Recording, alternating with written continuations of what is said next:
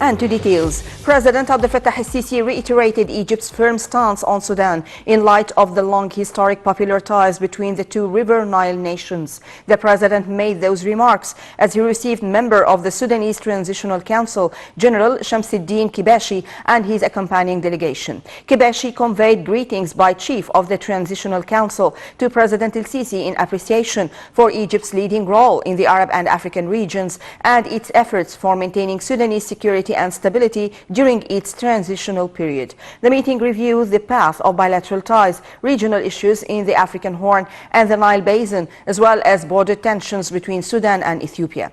It touched on the latest developments of the Renaissance Dam file, where President el-Sisi agreed with the Sudanese guest on holding continued consultations on the issue for the greater good of both nations.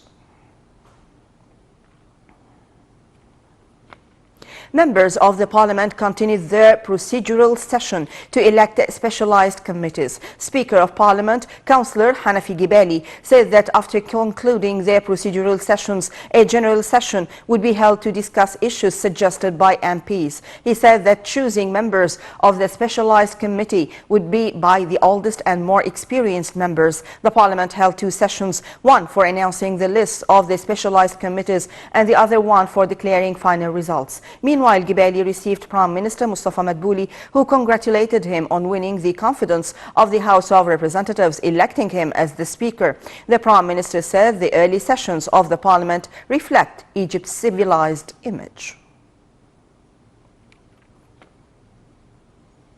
Prime Minister Dr. Mustafa Madbouli headed a cabinet meeting held via video conference to discuss a number of economic and social issues. The meeting also covered measures to secure the 27th Men Handball World Championship held in Egypt. The ministers reviewed ongoing measures taken to curb the spread of the coronavirus amid the second wave of the pandemic.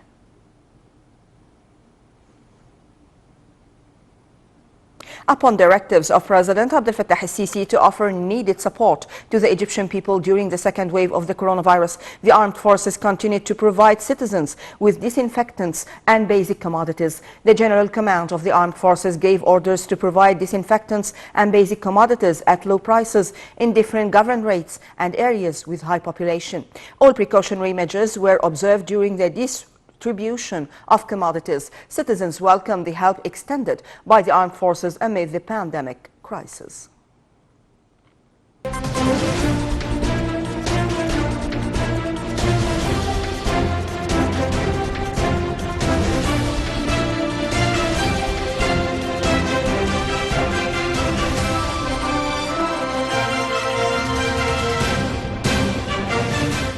And to details, Prime Minister Dr. Mustafa Madbouli on Thursday witnessed the signing of a memorandum of understanding between Ministry of Transportation, represented by National Railways Authority, and Germany's Siemens AG to develop a 360 billion Egyptian pound, 1,000-kilometer high-speed electric railway network.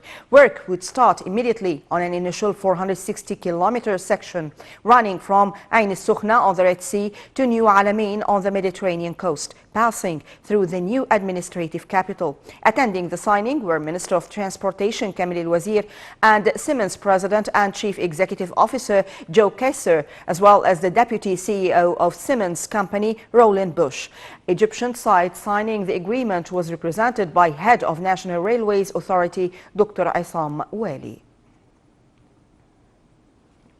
Egypt's stock market's indices collectively gained on Thursday, being bolstered by purchasing operations by Arab and foreign investors. The main EGX 30 added 0.57%, the small and medium EGX 70 added 1.2%, the more expanded EGX 100 added 0.85%. The overall transactions and dealings within the session reached £677.8 billion.